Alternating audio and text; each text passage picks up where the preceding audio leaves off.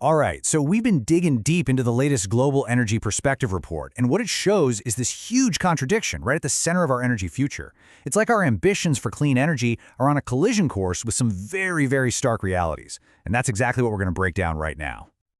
So let's just start with the biggest question, the one that's on everybody's mind. Are we actually on track? Are we going to hit our climate goals? Well, the report gives a pretty blunt answer. And that answer is a resounding no. Not even close, really. I mean, this chart just lays it all out. The target, the goal, is that 1.5-degree pathway on the left. But look, even the most optimistic best-case scenario puts us at 1.9 degrees. And our current path? We're way off.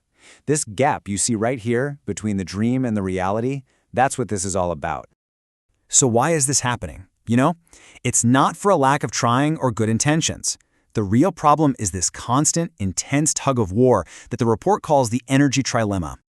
Think of it like a three-way balancing act. Every single energy decision that gets made has to juggle three competing priorities: keeping it affordable, keeping it secure and reliable, and making it clean. And here's that conflict in plain sight. On one side, you've got decarbonization, trying to meet those Paris Agreement targets. But that's always being pulled in two other directions. You've got affordability. People have to be able to pay their energy bills, right? And then there's security. Countries are really focused on energy independence. And the report is crystal clear. At this moment, for a lot of the world, affordability and security are winning that tug-of-war. Okay, so let's look at how this trilemma is actually shaping our future, because the data paints a picture for 2050 that might really surprise you. It's a major reality check. Just take a look at this. This is the world's energy mix in 2050 if we stay on our current path. Almost half of it, 49%, is still coming from fossil fuels. That is a massive number. And what's really wild is that this number is actually higher than what was predicted in previous reports. So the big takeaway here is that fossil fuels are proving to be way stickier, way more persistent than anyone thought. But it's not just the old fuels sticking around. There is a brand new, and I mean absolutely massive, source of energy demand that's just exploding onto the scene, and it is completely scrambling all the old predictions. I'm talking about data centers. They're the engines behind our entire digital world, especially with AI and cloud computing, and they are thirsty for power.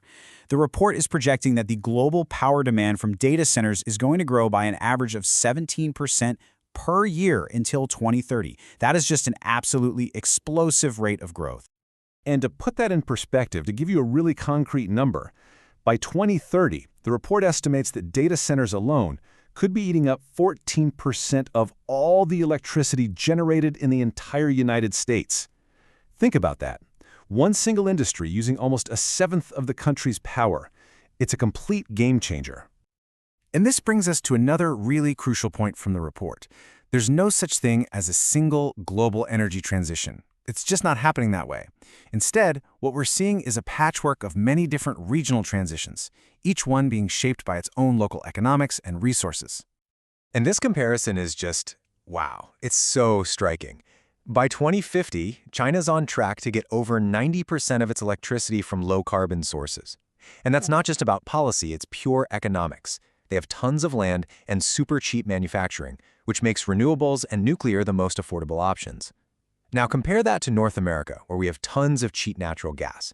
That creates a totally different economic reality, leading to a projection of about 65% low carbon.